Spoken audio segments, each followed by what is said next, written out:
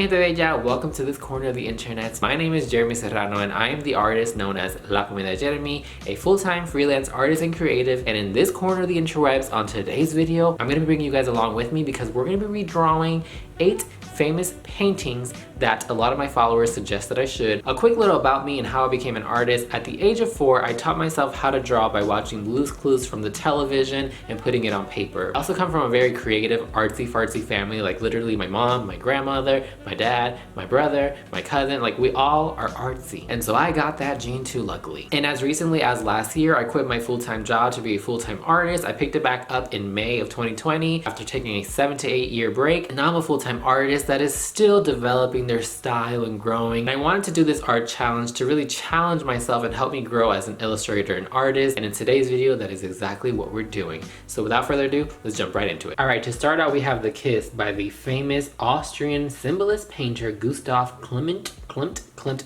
Ooh, don't come for me, artist friends. So honestly, this piece is so iconic, and I think so many people know of this piece but don't really know of the painter, including myself. And I wanted to recreate it to make it more of a queer painting. I don't think there's a lot of brown queer art out there, a lot of queer black art as well, and I really just wanted more of that. So when I created this piece, originally I was just gonna reformat it and turn it into brown folks and do a female and a male, but then I was like, no, scratch that. We're gonna go ahead and do the queer love. So that's exactly what I did. And honestly, this was a little bit challenging because when I've been drawing humans lately, which is like something I really wanted to get better at this year, it's more of like looking straight forward, no hands because I suck at drawing hands, no turned heads because I suck at drawing angles. And I did this challenge and I was just like, no, Jeremy, you're gonna push yourself and you're going to learn. And that's exactly what I did. And I finally got to a place that I was really happy with it. But I don't think that a lot of people know is that he also did a bunch of like lover pieces, which is like really cute and stuff.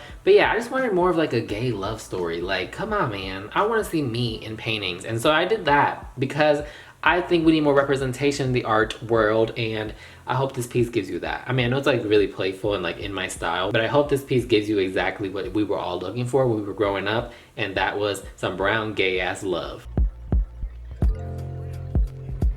Okay, so next up we have The Scream. This was made by the artist Edvard Munch in 1893. This is also a very iconic piece that I think a lot of people know of but don't really know of the artist. So what I actually wanted to do is recreate this sticker. So this is like one of my little iconic characters and stickers. It's just like a plain Parisian little guy. He just says like he doesn't know what the F he's doing most of the time, and that's okay. It's like one of my famous sayings. So I thought that this character in this painting was perfect for that. So I also wanted to mention that I started drawing characters, like human characters, back in the time when I was drawing this challenge was like back in November, December, and it was a challenge, I'm not gonna lie, and I still was like developing my like human style, but I think I finally gotten to a place that I am happy at. I don't think I'm finished going on that human creating character challenge, but I think I'm at a point where I am happier and I finally know how to draw hands, and like I'm still figuring out the feet situation.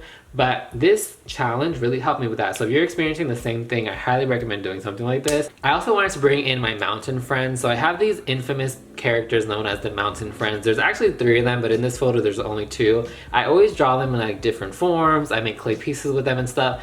But basically they're like your background characters, your support group, and they're honestly my favorite, so I had to incorporate them somehow in my collection. Alright, so next up we have a famous Spanish artist known as Salvador Dali. And the piece that I chose is The Persistence of Memory because this is also another iconic piece. So I wanted to play on this one. I really didn't know what to do with this one, honestly, but if you go look at my artwork and my collection of art pieces, you'll see that a lot of my work has to do with like motivating people, especially marginalized groups.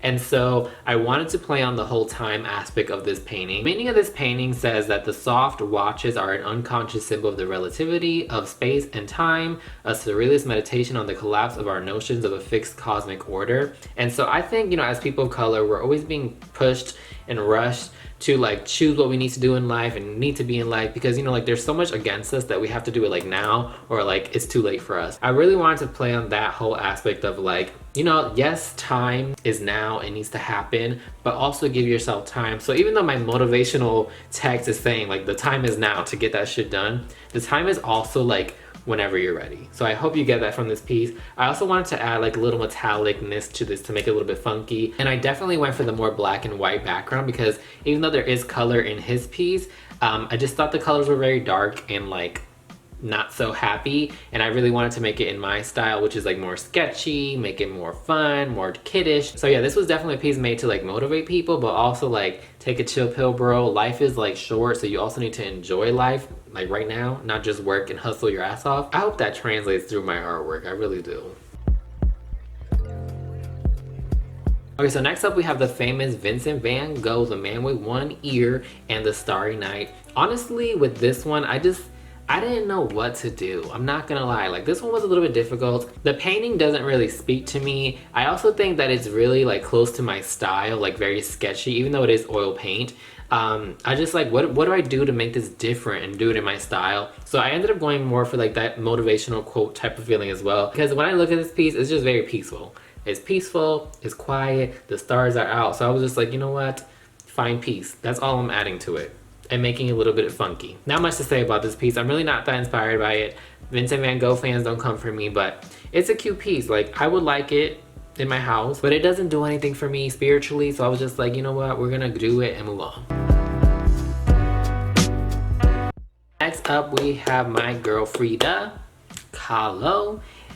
Frida, what do I have to say about Frida? Frida is an amazing artist. She has such an incredible story, honestly. So the painting that was suggested was The Frame by Frida, and I had never seen this painting of hers before. It's basically a little selfie with a cute little border, and she has like parrots. I think they're parrots. They're like beautiful birds, and what seems to be like flowers around her, and maybe like these like little flags. I don't know, but I was excited about this one because again, I hadn't drawn like people, and I was just like, how do I draw this? Let's go ahead and do this. And as I mentioned, my style has improved quite a bit when drawing people, and when I'm looking at this, I'm like, she kind of looks like a monkey. I like the way it came out. I think it's really cute. I also made some cute ass stickers with it that are like metallic, and I don't know, I think the ghouls are gonna go crazy over this. But yeah, Frida's a baddie, and honestly, I think she's a great choice when you're trying to like figure out your art style and stuff. I highly recommend using her as a reference because she has some really cool paintings. Next up, we have the girl with the pearl earring. This was made by the artist Johannes Vermeer in 1665, so a long ass time ago. This woman is old, but she is so iconic. Even if you don't know about this artist, like, you know this piece, and I think that's why I really love this collection. It's like pieces that people know even if you're not into art. And honestly, with this one, I was just like, let me make her like super simple and focus on the outfit and the ear, because that is what this piece is known for.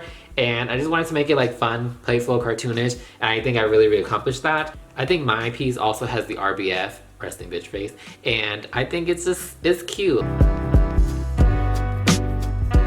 The second to last piece is Flaming June by Frederick Leighton. So this painting is actually in Ponce, Puerto Rico, and this painting was actually suggested to me by one of my followers that I love speaking to because she's so knowledgeable in like Puerto Rican like everything, and she honestly gives me some great ideas. So this one I had to choose because of where it's located, and honestly I just fell in love with her like napping like by the beach or wherever she is, because you see the ocean in the background. And the other reason why I chose this was because I was still in the beginning journey of my human character drawing, and I saw this one and I was like, this would be perfect for me to draw like body and anatomy and just like make it fun. So I did this one, and I really love this one. This is actually like my second favorite piece after the kiss. And initially I was gonna go for the sleeping face, but then I was like, no, she needs to be like annoyed, because that is the perfect position. Like, this is literally how I lay down when I'm just like, leave me alone, RBF, I'm chilling, don't talk to me. And that's exactly what it went for. And honestly, I really love this piece. I think I want to add some text to it and make it into like a t-shirt or a tote bag or something, because it's just like really like leave me the F alone type of vibes, and I'm so here for that. Last but not least, we have the Hunt of the Unicorns, also from the Unicorn Tapestries series, and it honestly has a like Christian meaning. It dates to the Middle Ages, and I saw it and I was just like, wow, I really relate to this unicorn. It's like trapped, it got captured, and it's like they're trying to hide this beautiful thing from the world. And honestly, as a queer person of color, I saw this and I was just like, I relate to this. It's honestly probably not the meaning that they meant for it, but I was just like, you know, this unicorn deserves to be seen by the world, deserves to live freely. And as queer people, I was just like, you know, us too. And so I wanted to bring this unicorn to life and add lots of color and stuff. And even though I didn't draw him free because I was trying to stick to the original piece, in my mind, he's just chilling and he's taking a little 5-minute break, and then he's gonna go run again. Like, this gate has a door to it, it's gonna open, and this beautiful unicorn is going to be free, period. All right, friends, so that was my drawing and illustration process. So now we have a collection of 8 pieces. Really it's 9 because I did an extra color of the unicorn. Basically you can get an 8-piece set of postcard prints, or you can also do them individually. I also have stickers and magnets of these pieces. I'm really excited, love how they come out, and I hope you guys grab these. Eventually I might turn them into like totes and maybe a t-shirt or something, maybe of a few of them, but for now they're available as is. And the collection drops on Friday, so mark your calendars. And lastly, I wanted to mention again, like, this is a great challenge to do if you're trying to refine or define your art style. You're kind of using famous paintings that are like super duper old, and just like practicing, like getting better at your style and stuff. I also know that a lot of the museums like the MoMA offer these links on their websites where you can download images copyright free and use them as like artwork to like get reference off of, or like duplicate and mimic and stuff. So check those out as well. Just practice. That's what I did, and honestly I'm finally at a place where I'm happy with my artwork when drawing humans, because that is exactly what I wanted to get out of this challenge, as well as finding like more ways to illustrate and colors and all that good stuff. So yeah, the collection is here. I'm really excited about it. I hope you all enjoy it. And if you would like to see more artwork and everything else that I get up to, make sure you hit the subscribe button down below, join the familia. Be sure to follow me on all my social media platforms, and I will see you guys in the next one. Take care, my artsy fartsy friends, y los quiero mucho. Ciao!